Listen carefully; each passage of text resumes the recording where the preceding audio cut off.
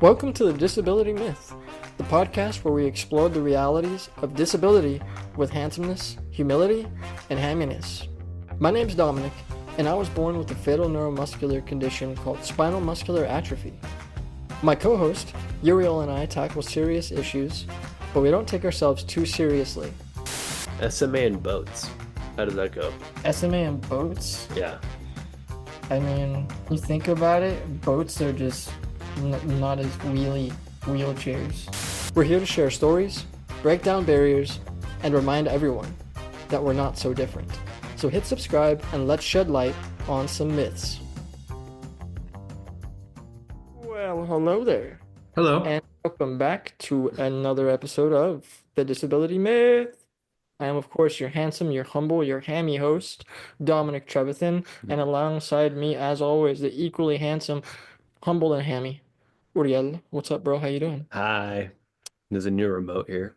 Yeah, You got a new chair. got a new wheelchair. That's It cool. took a quick, well, not quick. It took a few days to get adjusted to it, and About 3 weeks? 3 weeks. No, No. like Oh, a week maybe. I guess I wasn't expecting Greg to come like in such quick succession, right? Yeah, because my 'Cause he mechanic came that one came out Monday. and worked on it a couple days Yeah. during the week. So, Mhm. anyways, new chair, adjusted to it finally. This one has my monitor on that side, whereas before it was over here. So now I have nothing Yeah. to rest my hand on, unfortunately, A custom request. except for my joystick, but it works out.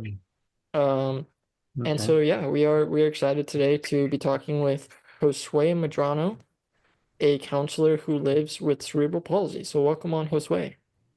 Thank you so much. Thank you for having me.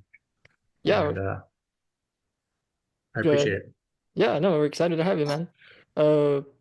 I heard I found you through a relative, and it just kind of worked out that we got each other's contact, and glad I did because I think this type of episode has a lot of potential to teach younger people that have aspirations of getting into healthcare, whether that be on the psychology side or not. Just give them a resource, you know? And so that's what I'm excited for this episode specifically. And yeah, so with that being said, let's jump into the icebreakers. For those that may be just watching for the first time, our icebreakers are kind of just silly, goofy, off-topic little questions that we like to ask our guests to get to know them. And our first one we would like to ask is, what is the most adventurous thing you've ever done, Josue? I've done a lot of interest things, a lot of traveling, so it's hard to pinpoint, one thing specifically. I would say that the first major adventure I took, without family, I did a summer abroad with other classmates from UC Berkeley. We went to Brazil. I was there for a month, and that was pretty cool. Like I said, that's adventurous because it was my first time so far away without family helping me out. I got one of the professors in the program got me in contact with someone who worked as like my helper. So I had somebody assist me the whole trip, and I was in two cities. I was in the city of Salvador, Bahia, and that's central eastern on the coast of Brazil.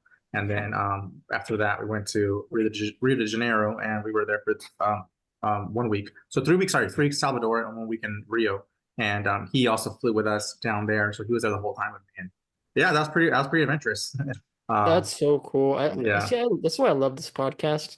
Like we talk to so many people that are in very similar, situations or circumstances regarding their physical limitations, but I feel like everybody has gone somewhere, done something super cool, except for me.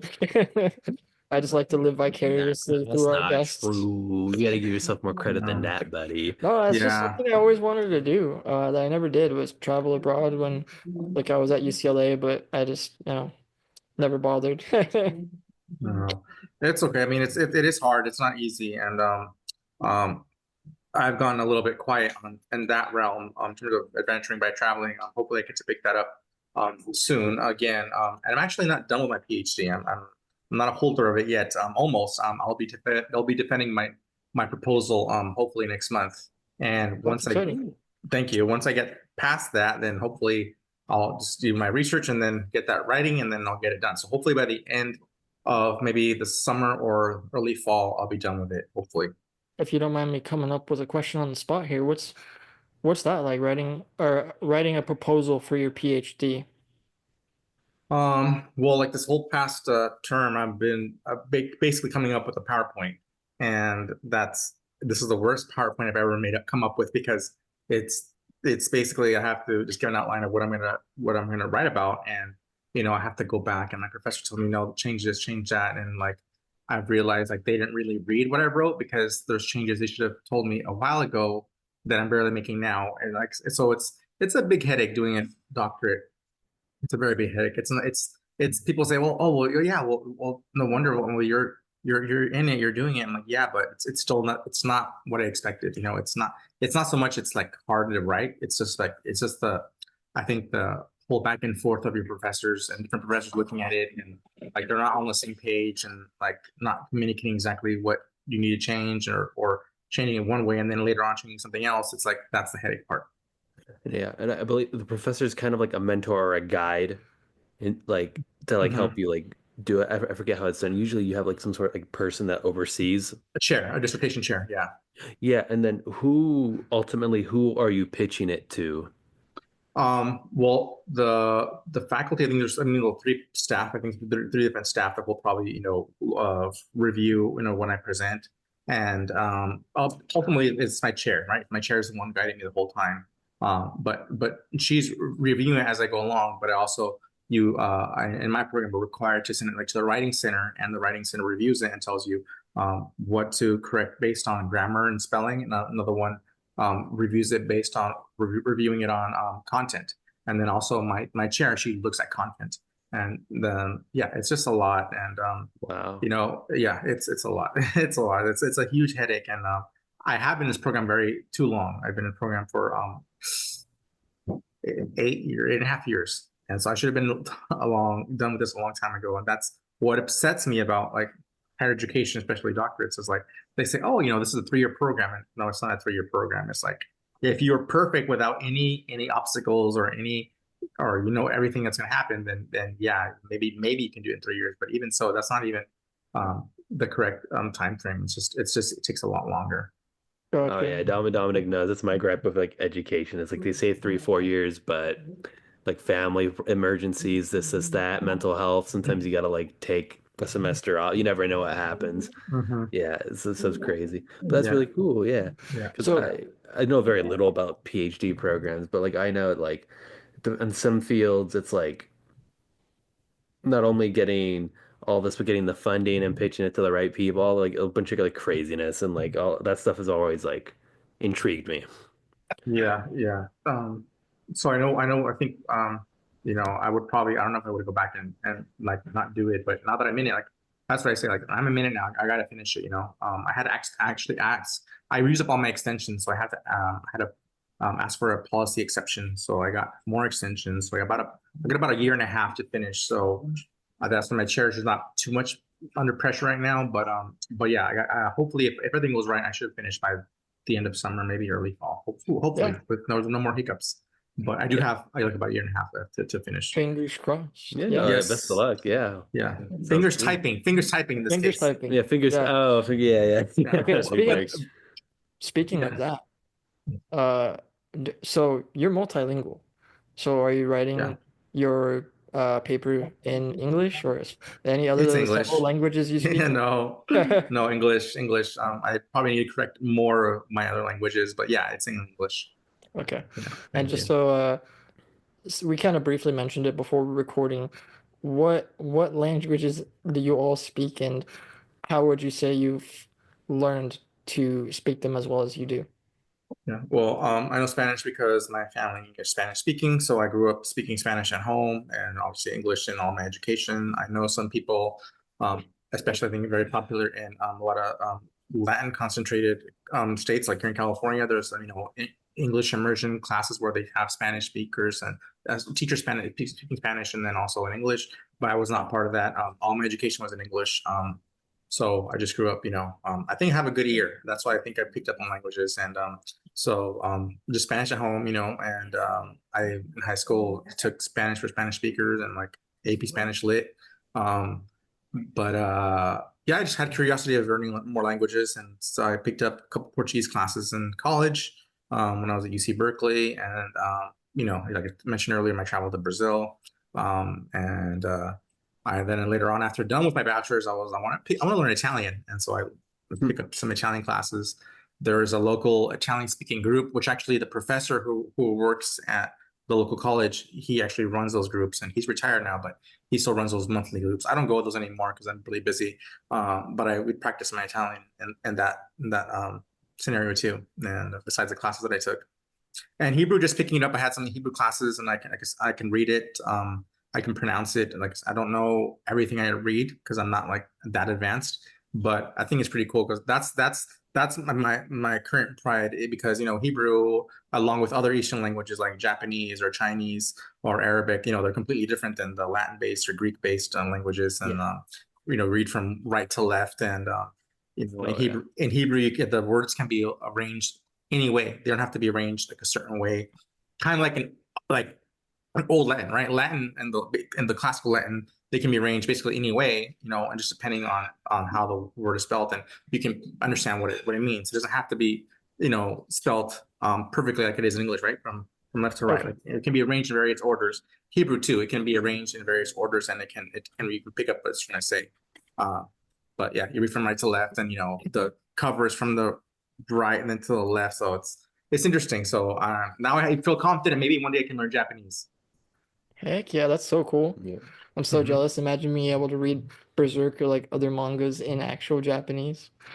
Oh, that'd be Yeah. cool. I encourage That'd it, be man. cool. If you really have that aspiration, I think you should go for it. Yeah, I know. I like the attitude. Yeah, because it's like I don't know. There's something so beautiful about trying like learning another language and involving yourself in other cultures. Yeah, And it's like one of those. And I tell people that are trying to learn Spanish, I'm a little offended when you don't try. I'm a little offended when you don't try because you're afraid of messing up because also you're never gonna learn. right. You know what I mean? It's just like I'm not gonna bully. I'm not gonna like tell you like, oh, you're saying it wrong. This is what matters is that they're trying, and Yeah. it's pretty respectful. I'm like, okay, they're going for it. Hmm. Yeah, You gotta try. Maybe even if you mess up, you can always correct yourself later. yeah. It's just yeah. It's like people like that. Don't listen to the assholes. Who cares? Yeah. It's like, dude, shut up. Like I don't know. Like Yeah, you learn by doing. yeah. Yeah. All right.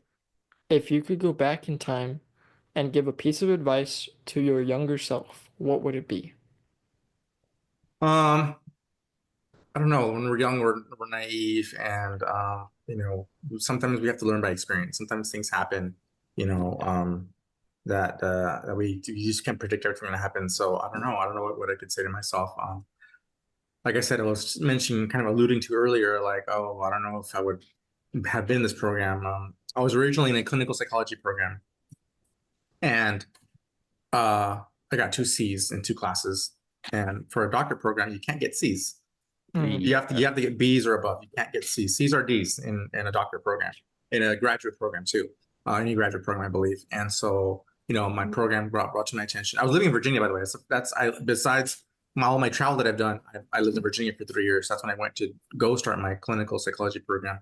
But like I said, I got two C's. My program brought it to my attention. Hey, what do you want to do? Because if you continue, you're going to be in a program for another year. You can't be in the clinic this year until the following year, assuming you pass your classes.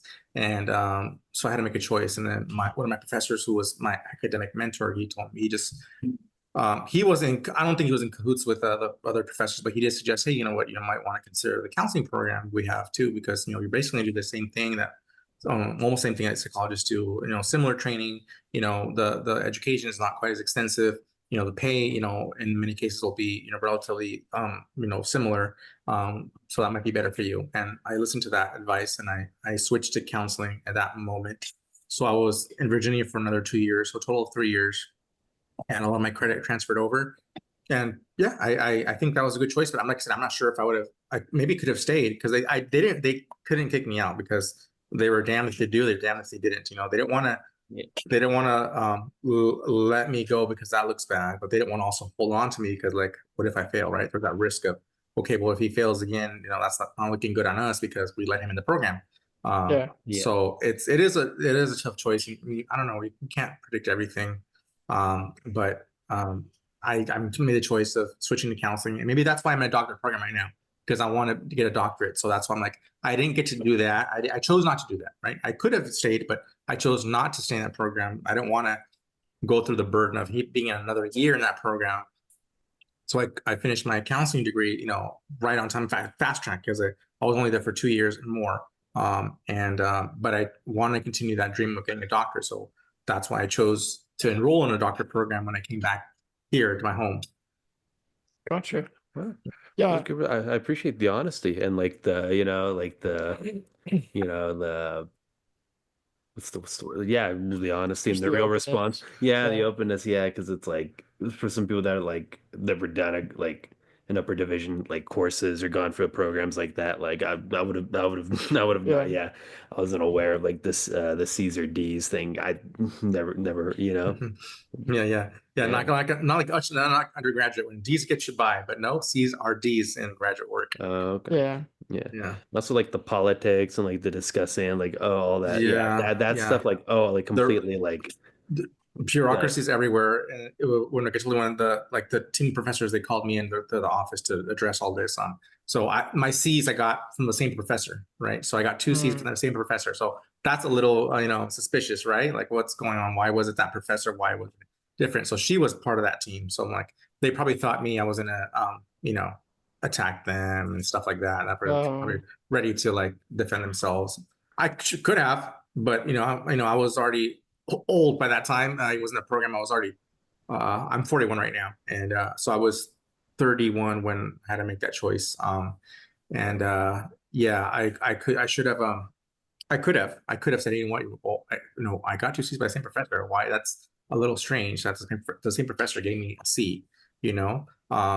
So I didn't fight it out. I should have. I should have. That's what I regret. Maybe I should have. Hey, would have put a little more pressure on them and like thought about like, hey, well, if I do want to stay in the program, but if I do stay in the program, how are you guys going to help me? Get past this hurdle of these two classes that I got a C in, right? yeah. Because I don't want to get a C again in these two classes. And so maybe, like I said, that's something I regret. Maybe if I would have, worked that out a little bit more and stayed in the program, maybe things would have been different. And I could have had my clinical psychology doctorate degree by now, but I didn't do that. So that's on me. That's my bad. I switched to counseling, and now I'm in this doctorate program called international psychology. Okay. Yeah. okay. Yeah, no. I Yeah. that's just wild. I never would have thought there's so much politics involved. Yeah, and Eh, Oh yeah. it sounds kind of cutthroaty too. It's just Yeah, like if you can't cut it, they like figure out like ways to just like it's like whatever Hmm. whatever it takes to make them look good. right. And Yeah. like Yeah. yeah, damn, all right. Yeah, Like because I left on my own reconnaissance, right? They didn't kick me out, and I didn't fail. So I chose to switch programs, and that's what I'm saying. Like, I'm not sure if other professors was in cahoots with them because when I met these other professors, it was three of them, and the other one, my academic mentor, he was not part of that meeting. So it'd be a little bit dark if like he met with them earlier and like he would bring us up aside from me because that's what he did. I don't know, but it was still good for him to mention that, and I think it was a good choice. And I like what I do. I like what I do as a counselor. I'm a licensed professional Yeah. clinical counselor. yeah, what matters is like you gotta make do with what you got, like make the best out of it, Yeah. you know. And Yeah. like you're still rocking it, like you still had like that aspiration for the PhD. You said, screw it, let's do it. You're in the Hmm. doctorate program, let's go. You know Yeah. what Yeah. I mean? So Hmm. respect for that, Like you said, you just know. good attitude, yeah. Yeah. And we'll circle back to the academic stuff, but for now, I want to take a second and just kind of ask you some questions regarding your disability. Um, Sure. Something that we kind of tend to ask all of our guests when they come on Hmm. is, what are the common misconceptions that you think others may have about you or your disability, and how do you kind of react or navigate to those misconceptions?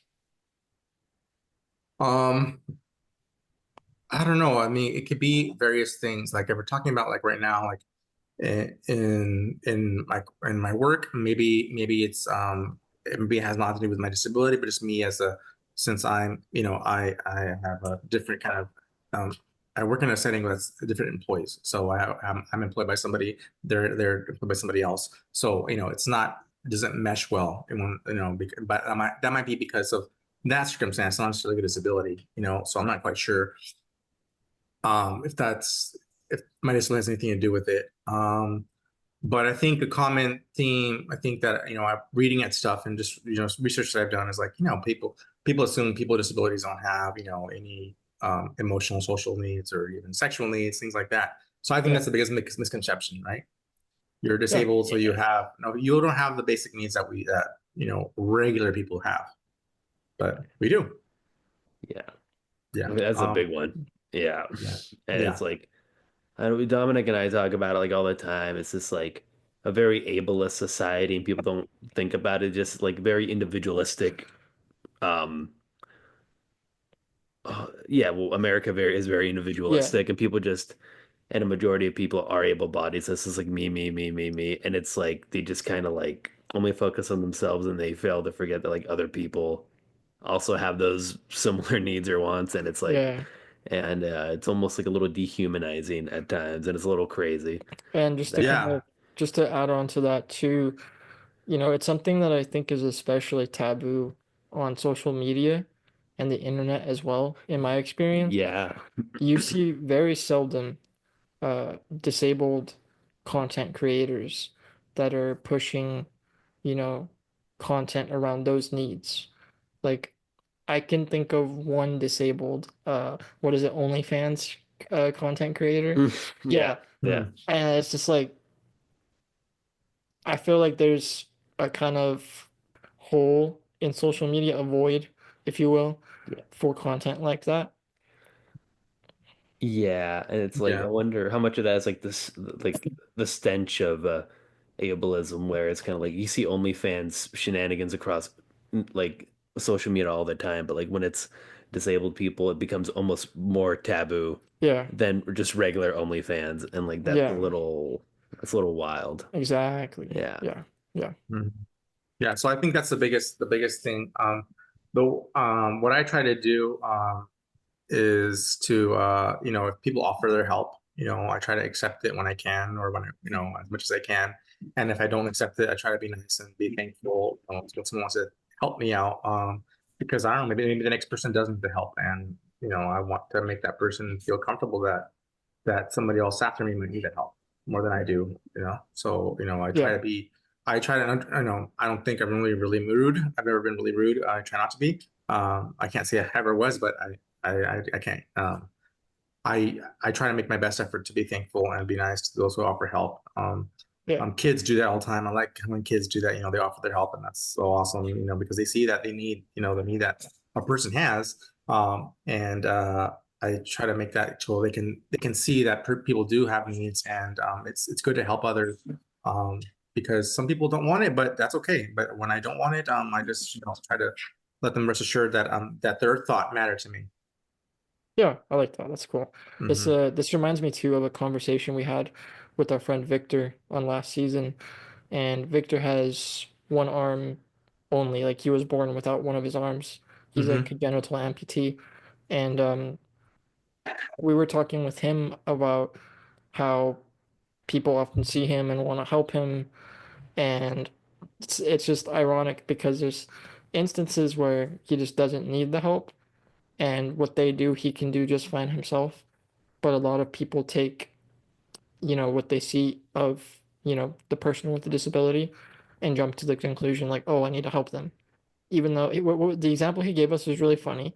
He told Hmm. us how someone was like trying to help him open a soda can with the pop top, Hmm. and they did it with just one hand. Like, and he's like, "Oh, well, I could have done that." Oh, Hmm. yeah, it's Yeah, flawed. yeah, that's interesting. But yeah, that's true. Um, uh, I do try to, on that note, I do try to do everything I can as myself. But like I said, when someone else notices and they want to help out, I think it's important to be as grateful as possible because that means they're thinking about, our struggles and what we go through. And because it's important to that keep in mind, even though they don't have the same mindset as we do, right? I guess, the ableist society, but it's okay to acknowledge that we have a disability and that sometimes we need help, and it's okay to accept help. Um, on that note, I think I'm just stuck up right now. I'm stuck up right on all this. Sorry, not stuck up. I'm stuck on my doctorate work that I don't have as much time to do other things that I want to do. But I think that's another thing as a person with disability that I want to do is yeah, try to integrate myself more, or try to do more things out in the community and stuff like that. Like this, like what I'm doing right now with you guys, and I really Yeah. appreciate this opportunity. Um, I think it's awesome, and it's something more that I should do too, because I think it's good. But it's not nothing is in vain, because even my doctor work is about disabilities. So my Okay. my my dissertation is about the resilience of people, Israelis with disabilities, in the face of terrorism. So how do they cope with a terrorist attack or with war? What do they do Oh, about getting in a bunker or things like that? So it'll be interviews. So yeah, that's so cool. Mhm. yeah, I will have to follow up with you about that for the program that I work on. That of course, would love yeah. to interview you regarding all that stuff. Yeah. No, yeah, you're welcome to. Be awesome. Okay, so on the flip side of that coin of misconceptions, what do you think are some misconceptions people may have about being a counselor? Um, Like hmm. like more specifically, like what do you do and what do you think people think you do maybe? Well, I know in my field that I do compared to what I worked at before, I think people don't seek us out. They Hmm. my part of my job, I have to tell others, hey, you can come talk to me. I'm a counselor available here. And that help, it's supposed to, help others know about us, people who can provide services to, because people don't really like to seek us out, right? People really don't seek help unless they are really told to get help. And Right. I think the misconception is that they need to have a serious problem to go see a counselor. Right? And my job, I am a licensed counselor. We fall under the umbrella of psychotherapists. So counselors, licensed counselors, licensed marriage and family therapists, licensed clinical social workers, and psychologists, clinical psychologists, all fall under the umbrella of psychotherapists. So that's what I am, a psychotherapist. And but in my job, I'm supposed to call myself a counselor. So I call myself a counselor, but it helps. It's supposed to reduce some of the stigma of reaching out for help. And yeah, that's the biggest misconception, is that people think that they need to have a serious problem to come seek help. And no, I mean, like, people can just come talk to us, so whatever they need, and things like that. Now that's different if I work in the private sector, which I can. That's the cool thing about my job. I can work at my job that I have right now. Now I can also see clients privately, as long as they're not the same clients that I see in my other job. So I can work, telehealth, or for another private clinic somewhere.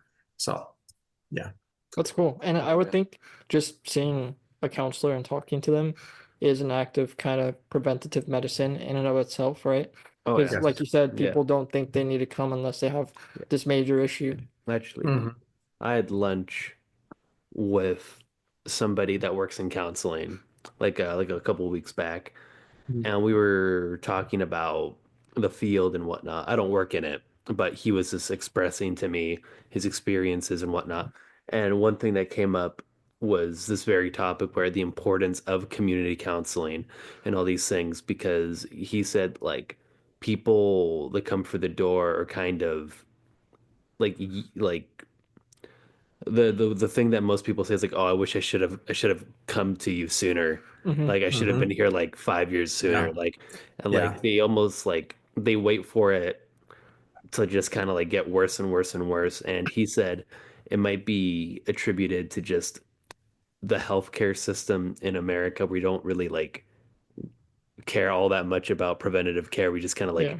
give temporary solutions, and people just like wait until it gets worse, until they actually need to go to the doctor. And Hmm. people kind of treat mental health in a similar way, not knowing that they have all these burdens or these issues, Yeah. until it like builds up and it's just like, oh, that's it. I'm about to like, it's over. And like almost like therapy or counseling is almost like a plan Z. Hmm. And it's Hmm. like, it's wild. I'm like, oh, okay. And it's just like, well, it made me realize like how important mental health and just any form of public counseling, any form of private counseling, just anything, and like may like extending your hand out into the community, making people feel comfortable that they can come in, that they can seek that help, that they can start at any time is insanely important. Yeah. And I think it's great to get the message out there because I don't want people. I'd love for people to see this episode and be like, oh, you know what? I'm gonna I'm go gonna try go. it out. Yeah, Yeah. and like Hmm. I'm happy for that. Yeah, I also think there's a gender misconception, right? I think women seek out counseling more than men do. For the same reason, I think their brains probably wired differently, and that they have an easier time to open up about their emotions and whatnot. And guys don't have as much ease in doing the same thing. They don't Yeah. want to open up because it makes them, feel they don't want to be vulnerable, right? They want to show that Yeah. vulnerability because that's not part of masculinity, right? Being vulnerable is not masculine. But that's why I think there's a gender disproportion of who seeks help, who needs help, right? I think men will need more help than what they think they need help. They just don't recognize that or have a hard time reaching that help until, like you said, until like it's already like you're at the brink of destruction here. Yeah. That's interesting. Yeah. In communication, we study a lot of gender differences in communication, how we communicate, how we perceive communication, and uh, studies or the science shows that women tend to have an easier time communicating for the sake of communication, just talking.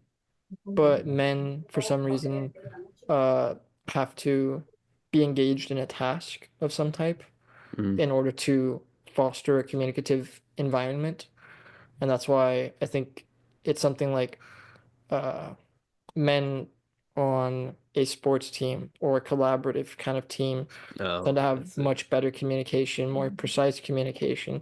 They have more vulnerability um, in those instances, which is, Hmm. again, just really interesting. Yeah. That's interesting. Yeah, that sounds pretty about sure. Right. Yeah. Was there a gender like uh a major gender difference in like who the counselors are? Is it more swayed towards, are there more female counselors Yeah. than like okay. Yeah, that's also probably a misconception of like, oh, he's a male therapist or male counselor. Like, oh, what, who is he? How is he? But that also shows my value, right? Because I mean, I think it's like 9 out of 10 Yeah. are women and only 1 out of 10 are men.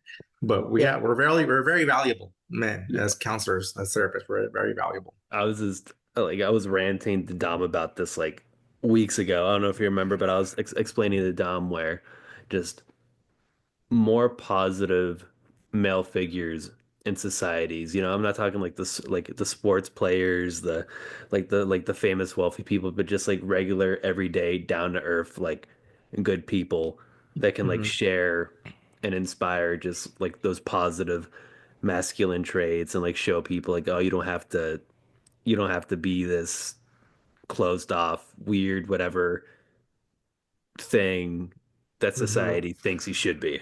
That like Hmm. Andrew Tate toxic masculinity. Yeah. Yeah. And like I told Dominic, it's just, like my existence is a form, well, yours too. Both of our existences is like a form of advocacy. Hmm. Because when I'm talking to my family, when I'm talking to my younger cousins and I'm expressing or like calling out these like negative traits, I'm like, oh no, dude, that hurts people's feelings. And I explain it to them. It's just like, oh, okay. It's like, and like things like that. Yeah. Because like hearing it coming from my mouth, like personally to another person, like is a lot more impactful than like hearing it from like some like random person on the internet. Yeah. Definitely. Hmm. Hmm. Um, it may also be, I mean, also may go back to like, our primitive mind, back in humans were the primitive era about, hunting and gathering and women being nurturers, right? Women stay at home and take care of kids and, maybe mingle with other females of the tribe, whereas men would go hunt, and some of them as teams, some of them by themselves. And, like you said, they're more about solving problems of, at the hand, and women are more about communicating right there with each other. So it probably goes back to that as well. So it's kind of basically wired into our, our genetics and stuff. Yeah. So Yeah, that stuff is cool. Yeah. It's Yeah, really cool. yeah, that's Yeah. that's, that's wild. Before we get caught up into a whole anthropological discussion, uh, sure. so are there any challenges that kind of come up for you regarding your cerebral palsy in your line of work? Like, is there any barriers that you face on a daily basis? Um, still some structural, things that are amiss, right? Some things are too high. Some things Hmm. there might be a ramp one way, but then at the end of that sidewalk there's no ramp, so I have to go back and retreat and go back Oh, another way. yes, Goes Yeah. like I that. know. That's Oh yeah. fun. That's a lot of fun, isn't it? Oh my It's so gosh. back. It's so fun backtracking like half a mile just to get up the sidewalk. Dude, yeah. Well, I've Yeah, done it once with you. I'm like, all right. Like, it's great. The yeah. infamous, like, you weren't expecting a set of stairs there. Yeah. I'm like, oh man. Yeah, exactly. Or what's cooler at work at there was a push button put for the outside door, one of the outside doors. So that's pretty cool. They that when this they knew I was going to be coming on board. They knew that I was in a wheelchair, so they worked right away to get that button That's cool. placed. Yeah, so that's cool. That's very helpful to me. Just to press a button, no, automatic doors open. Now they need to work on the other side. There's another side of the door that doesn't have one yet. So I try to go on the side with the button, but it just depends what I'm doing or if I'm carrying anything. Luckily, like for example, the bathroom door I work at is very light. I don't need help to open that door. It's very light. So it's awesome. They asked if you want a button there. I'm like, no, because if you put a button in that door, then it's gonna have to wait till it closes. I don't want to wait till it closes. Like I can close it myself very easily. Yeah. So it's like no issue like that. So I mean, obviously that's my disability, and I'm speaking out of my needs. So I don't know if other people would want a button, but for me that works. I don't need a button there for that. Yeah. Um, there I've is a always lift. found. Oh, I'm sorry. Oh no, go ahead. Sorry. There's a lift, so there's not an elevator, but there's a lift where I work at. So it's pretty cool. One of those like restaurant lifts and like that. So Oh yeah. so there's because there's Oh two yeah. floors. There's two floors where I work at, and luckily it works, and it's pretty cool. It's to ride in that, but I don't need to use that every day because my office is in the first floor. Okay. Okay. That's handy. You That know. Hmm. sounds like they've done a pretty good job of accommodating. Yeah, That's that's cool. good. Yeah. Like I feel Yeah, like yeah, you I was very often happy hear when they did about that. that. And Yeah, that's good. most of the time, I can do the work that I need to do without much assistance. So Yeah. yeah. Cool. Um, do you think your presence as a counselor with cerebral palsy impacts your colleagues and patients? You know what? It's interesting you mentioned my disability because most people probably don't even know what disability I have. They just know I'm in a wheelchair and they don't Hmm. know what exactly I need. People, I think, when they see me, they don't think I have cerebral palsy. They think I had an accident or something, Like you a know, spinal cord injury. spinal Yeah. cord injury. Yeah, they don't think I had a cerebral palsy. So it isn't until I engage in conversation with somebody or they ask or whatever, that's when they tell me my disability. When they specifically want to know what disability I have. But like for most people I even interact with, I would say even most people that I work with, they don't even know I have cerebral palsy. Hmm. So I don't know how much if I should be an advocate about that. Maybe I should, but it's like I don't know. I wouldn't say it's out of sight, out of mind because obviously I'm in a wheelchair, so I can't hide the fact I have a disability, or I Yeah. don't think I need to or want to. But at the same time, like I'm not here CP, CP, CP, Yeah. Yeah. Yeah. right? Yeah. But people do have misconceptions and preconceptions about CP, right? Right. They have this certain thing about what's in their mind, what the person with CP has, but there's so much variation in CP, that people with me and other friends that I have, they don't have the same condition that I do. They don't have the same, symptoms that I have and stuff. So it does vary. And I think when I do talk about disabilities, I think that's one thing I try to make point out is like, our needs can vary from person to person, even though we have the same disability. Yeah. Well, in my understanding too, just, I have a friend with cerebral palsy, and so I have like a basic understanding of it is one of the things is there's several different types, right? And people, like you said, it just kind of varies. So Hmm. yeah, that makes sense. Yeah. Yeah. Um, okay, as we get ready to close out here, let's kind of circle back onto school Yeah. because you went through a lot of school per my per my dubious research into your Yeah. LinkedIn account. Um, what? And mm, I was quite impressed as well. I'm like, this is cool. yeah, Yeah, because I was talking to Dominic where I've enjoyed my time at Hancock, but when I talk to other people or people that go to like Santa Barbara Community College, other people like people kind of underestimate Santa Maria and Hancock, and people have like some like weird negative misconceptions about it. I did before I went there. Yeah, and it's like, and I think it's really cool to be talking to someone that went from like Hancock that did it and then straight to Berkeley, and I'm like, yo, that's pretty sick, Yeah, I you mean, know? Hmm. I said it before too. Like, And Hmm. it's like in a way kind of like, and like people take it interpret it differently, but like kind of like motivational in a mhm. sense, where because like always hear like negative things about Hancock and like whatever, but like here I am like, oh, Berkeley, that's cool, and it kind of breaks a lot of those misconceptions. I'm Yeah, like, okay. Yeah. I Well, I started at UCLA out of high school, and then I had hmm that whole nursing problem where I didn't have enough nursing, had to move back home, and I was all disappointed, and I was like, oh, fine, Oh, I guess I'll go to Hancock. This is uh-huh. lame, but Yeah. okay. Yeah. Hancock's so cool though. Yeah. Yeah. Yeah. Yeah, yeah. So I mean, great. I mean, I'm sorry that I had to go through that. That is upsetting, but yeah, at least you were able to find your place in Hancock. And hmm I think yeah, my story's a little unique. I was started going to Hancock when I was a sophomore in high school, but Okay. that's because I started working out at home when I was see this goes way back when I was in eighth grade, no seventh grade. Uh, because I had a sixth grade slump. I think most boys do in sixth grade, but my slump was because my teacher. He was really nice, he's a really good teacher, but he just was not very, he was not familiar or very cognizant of disabilities and my place as a student with a disability in his class. And I went through some tough times in that classroom as a sixth grader. I was left alone one time in my stander. I don't know what you call it. I call my stander, and I would do Yeah. stand in school, and so he left me alone in my stander, waiting for the nurse while him and the rest of the class went outside. I didn't know for what, and had to wait till the nurse comes. So I was panicking, like, what happens? What if there's an earthquake, right? What's the nurse going? I'm just here Yeah. stuck by myself, things like that. So that was a tough time. And then seventh grade came, and then my PE teacher, he kind of got me out of that. Oh, another thing, my sixth grade teacher, he wouldn't involve me in PE very much. He would Mm, sometimes just have me on the side.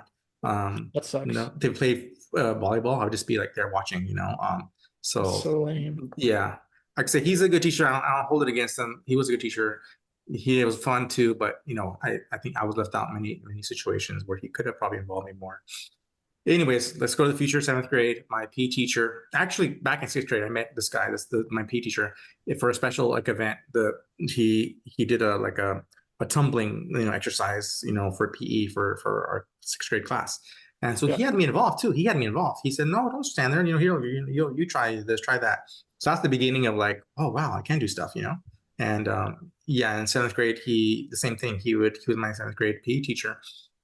He would, while the kids would go run laps, he had me on a hand bike, do a hand bike for until the time that they were done, and he'd have me involved as much as he could for whatever activities we did. So yeah, that was very helping out my self esteem and whatnot, and that helped me got my own track to do exercise on my own, and that was awesome. And we have a little bench here at my parents' house that you started using that, and then ninth grade came and as many high schoolers, I fell off the rail. Like, where am I? I'm lost. Ninth grade, freshman. I went to the same school, K through 8. So I knew the same people from K through 8 in 9 years. So Yeah. boom, high school hits and it's a total shock. Yeah. And Yeah. I wanted to work out at the gym and at Samurai High, and uh, it was not very well equipped. It's pretty tight, pretty small. And, my brother at the time was taking class at Hancock, and he had to take a test because I don't know why by himself. And I went with him, and it was the gym, and I was walking, exploring, and I saw a person in a wheelchair working out in the gym. I'm like, oh, I wonder if I can work out here. What can I do to work out here? So I asked. I figured out I needed permission from my school. I need permission from the college. I need permission from my parents to go take a class, and that's what I started to do. I started taking a gym class, like no credit, it was like a community class or something, or half credit, Okay. a half credit community class for Hancock, and I would do that like every semester. I would go work out there. I would also swim there. So so I kind of transitioned from like high school to college in a way, sort of. Yeah. I'd be working out with the college athletes instead of the high school athletes, right? That's so Um, cool. yeah, it was cool. And then our senior year came. I was already, and by the time I hit sophomore year, I did a lot of school advancement because I want to go to college. And when freshman year, I didn't have the college prep counselor. I had just the regular counselor who wanted to get kids to graduate or whatever. So I know they switched me counselors when once they figured out that I wanted to go to college. And so I did like AP classes, but I took classes at Hancock when I could. I was involved in like some high school activities like MESA and CSF, MESA Mathematics and Engineering Science Achievement, and California Scholarship Federation, and ASB, Associate Student Body. Yeah, Yeah, and then I took more classes my senior year, and then like by the time I graduated high school, I had like a year's worth of credit from Hancock, or college credit. that's so cool. So that's why when I went to Hancock that year, I only had to stay a year because I had all that credit. Wow. Yeah, that's a transition. Okay, so Okay. so you go from K through 8 to high school, and then you go to Hancock, and another big transition, I would It's imagine. like UC Berkeley. Going from Hancock to Yeah, Berkeley, what was that that is transition like? wild. Yeah. Yeah, it was cool. It was wild, yeah, because it was far away from home, and I applied to the Disabled Students Residence Program, so I had people help me out the first, was it the first year? I think it was the first year, the first few months. I can't remember if it was the first whole entire year. So they had people help me out in the mornings and the evenings, but then I had to get like my own workers through the in-home support services. I believe Mhm. I was there. Yeah, I was that a client of that. Yeah. So I had people they applied, all the other college kids, college guys applied. And so then like I got to get to know those guys. I had, besides the program helped me out for about a year or so, with the workers. Then I had my own friends help me out through that. And, uh, yeah, it wasn't that bad in terms of, the transition. My parents would go see me every month or something, or every couple of weeks, pretty often, you know, I would say I maybe should respect the guy. I don't want to say his name, but like the guy who was there, Disabled Students Residence Program, he was awful. He was awful because I had a bad experience. I had a bad experience because the first like month I was there, he pulled me into his office and he like did not let me talk. And he said, "You're alone now. You're gonna behave this way and blah blah blah." I'm like kind of like acting as if my parent, but like What the heck? yeah. Oh yeah, it was horrible. And I reported him to the disabled students office, and maybe I should have done more, but I don't know. I didn't have any like, confrontation with that man again, but that was awful on his part, and he made me feel horrible. I couldn't. Wow. Yeah, that's I crazy. was sitting there in his office like a dog with a tail between his legs. Nothing. It was like just huddling and just be quiet because he was lecturing me the whole 45 minutes. That's wild. Yeah, that was wild. That was the only like really bad experience of being in college that I had. But other than that, I think the whole program was great. Like I said, they had And people help me out, and I'm fairly easy in terms of the help I needed, at least back then. Um, um, so yeah, it was pretty good experience. And I was at Berkeley for, how long was I there? A year and a half. Officially, my degree says 2004 because I had to go back and take a test in the January. But I did walk in December of 2003. that's cool. Okay, 2003. Okay, I was about to ask when that I should have put the timeline, the dates on yeah, the because it's outline. disability counselor fiasco, I feel like that would have not flown like today. Oh, I would hope not. Yeah, it's just like so I was gonna ask like when that was because I was like, oh gosh. Well, it wouldn't have flown back then either because that was serious. I mean, like it's like Yeah, that was nobody deserves to be treated like that. Like Yeah. no. that's we find this I think on a lot of I think services and because he's the type of person who takes advantage of his position to use power Yeah. over people, right? He's there to Yeah. work for disabled students, but yet he's does this to mentally hurt a disabled person. So Yeah. and he No. was we probably don't, I don't want to call him ableist, but yes, he's a norm bodied person. So yeah. So, sounds pretty ableist to me. Yeah. Well, that's worse Yeah. than ableist. Like not just like that's what I'm saying. That's what I'm saying. I hate to call him that because most able-bodied persons will not do Yeah. that, right? Will not treat us that way, even if they don't know Yeah. everything about what it's like to be disability. Yet he does. He did do that awful thing because he took Yeah, that's advantage of his position. just straight up abusive. Yeah. Yes, yes. Yeah, he Wow. abuses his power. But my whole experience in college, undergraduate, was great. It was great. Like I said, I had friends who helped me out, who worked as my workers. I had three guys. Two of them I became really good friends with. The other guy who was like the last semester I was there, so I didn't get to really form a bond with him. Mhm. I still have contact with one of the guys. The other guy, I didn't communicate with him after college, but my other guy, he would do tourism. He would drive through the town where I'm from, and whenever he would come drive through town with his bus of tourists, and I'd meet him up to dinner or whatnot or a drink. Oh, that's cool. Wow. Yeah, Yeah, I'm pretty good friends with my IHSS worker as well. Yeah, yeah. yeah. Cough, cough, I wink, wonder, I wink. wonder who that is. Oh, you? But, yeah, yeah. Well, Cool. it's just That's like, cool. well, I think it's really cool and like, yeah, shout out to your friends. That's crazy because like not only doing an undergraduate program and all that, but just like be willing to like step up and like go through like the enrollment process through the government and all that, and like your prints and everything to give you the work that you needed, and then. Hmm. And I tell Dom all the time, like helping someone with a disability is extremely humbling and it like shits you up pretty quickly. It's just like, oh wow, like okay. Because you're in Yeah. charge of like someone else's well-being, their hygiene, and like how you help them and how you treat them and your attitude is going to affect the person you're taking care of. Like Yeah, it's gonna greatly impact their day. And like just having Hmm. that like it's just like there's like it requires quite a high level of respect. And it's Yeah. yeah. And I feel Yeah. like most people could benefit from it. Just like, like check it out, Like, Yeah. Both, yeah, both of, like I said, I had three, besides the workers from the program. After that, I had three workers, and like I said, the two of them that I bonded the most with, I'm like, they would eat breakfast with me. They didn't have to, but they could. So they did. Some of them did, like the guy who helped me out in the morning and stuff, and it's really cool. Yeah, it is a humbling experience. Now they were both really good guys, so I mean, I think for you to do that to begin with, you already should have some good intentions in your heart. So like I said, I Yeah. think whatever they learned, it just made them better people. But they were already good guys to begin with. Yeah, that's good. And then and this is pretty so bachelor in science and social welfare, and then to criminology, law, and society. So what was the switch there? Oh, well, because I learned early on that you don't have to graduate in the realm that you want to later pursue.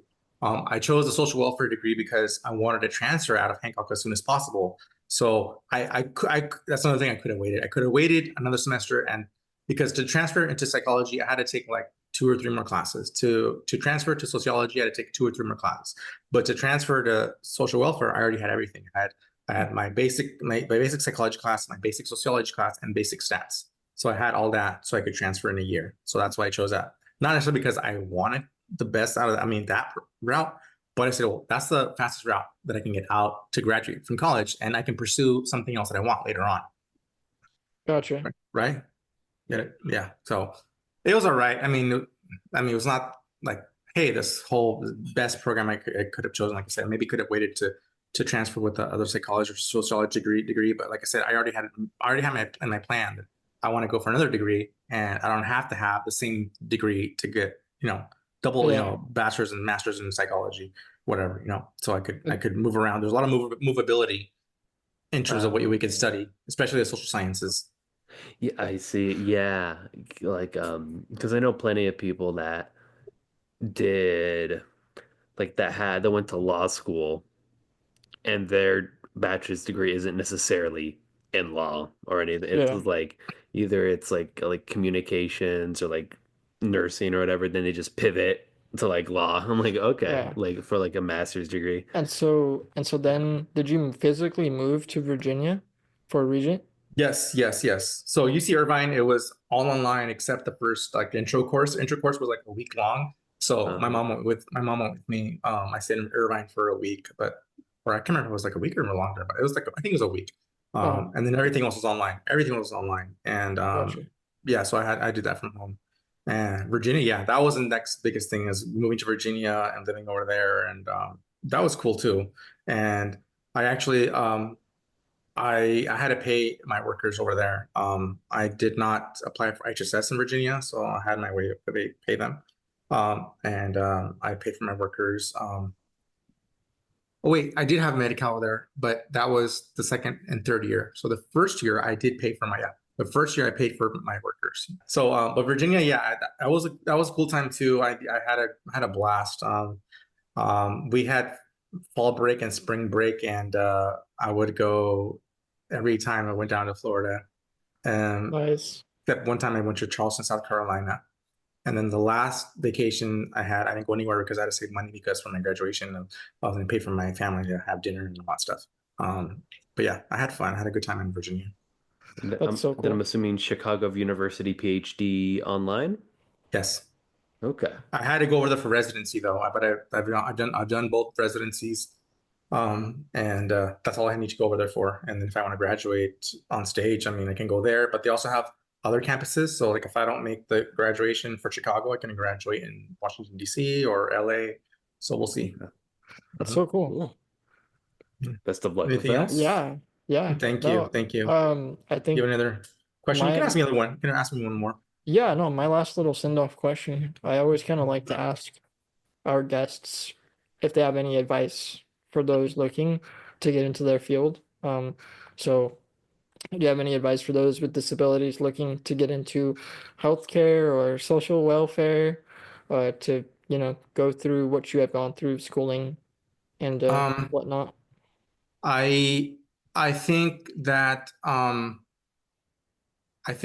the I mean I'm not sure specifically that, but I just say just I think what helped me out too and when I was younger is in my high school I went to go see my career counselor. So I Hmm. did like career interest inventories, and I would figure out that I'd be good like in this sector, right? And like and helping others. So that's how I found out like, oh, I'd be a good counselor, I'd be a good, person in the clergy, I'd be a good, teacher, some, those kind of things. So I think that's what anybody can do, whether disabled or not, is to like figure out, go talk to a career counselor, or whether it be in high school or college, take a career interest class, right? Even though I did that in high school, even when I was in college, I took a career interest class, and we did all some more career inventories, and that helped me out to just repeat and to reinforce what I should study. So. Cool. I think That's so cool. I recommend that, and just go for it. I mean, yeah, I think the biggest message I think that we can give out is like have more people with disabilities, in the workforce, because have the best people that can represent us is ourselves, Yeah. right? Yeah. Yeah, and I then agree. yeah, and then like because we have different perspectives, a better, more accurate perspective of what a person with disability goes through, because a person without disability, I mean, they can try their best, but they don't have the same experience that we have experiences and conditions that Yeah. we go They're through. not gonna understand the backtracking half a mile to get up the sidewalk. Yeah, yeah, yeah. It's like they don't think Yeah, about it's that, fair. right? Yeah, yeah, They yeah. don't think about that where they can just walk down the curb, but no, we can't just go down the curb. No, most of us can't. Yep. Yeah. Yeah. Yeah. All right. Well, So thank you so much, Josue. We mhm. appreciate you so much and your time. And to our friends listening, if you liked what we had to say today, please leave us that rating. A nice little review, perhaps, on Apple Podcasts if you're so inclined. Be sure to share with your friends and your family. If you're not already, follow us on Instagram, Facebook, and YouTube at The Disability Myth, all one word. And with all that being said, peace and love, and may the force be with you. Bye. Bye. Thank you. Perfect. All right. Actually, I was born on May the 4th be with you. No way. Yeah. Damn. Oh, okay, I'm leaving that part in for the outro. Perfect.